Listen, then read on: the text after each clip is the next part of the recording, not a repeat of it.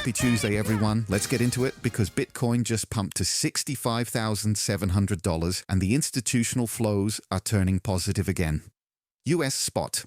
Bitcoin ETFs saw 75.7 million in inflows for the second consecutive positive week, which is a meaningful shift after months of outflows.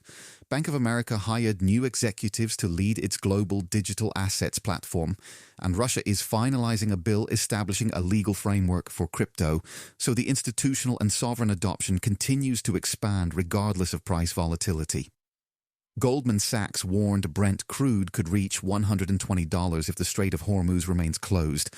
Average U.S. gas prices rose back to $4 per gallon, and the strategic Petroleum Reserve fell by another 5.1 million barrels to the lowest since 1983, so the U.S. energy cushion keeps shrinking at the worst possible time. Trump announced 50% tariffs on many Canadian goods, including some USMCA products effective August 19th, opening yet another trade front. BlackRock is leading a $12 billion financing for new Meta data centers in Texas, showing the AI infrastructure build-out is still attracting massive capital, even as bubble warnings multiply. The London Stock Exchange announced plans to launch round-the-clock trading to compete with 24/7 crypto platforms, which is a remarkable admission that traditional finance needs to match crypto's always-on model to stay relevant. SpaceX will release its first-ever public earnings after market close on August 4th, which will be closely watched after shares slipped below the IPO price.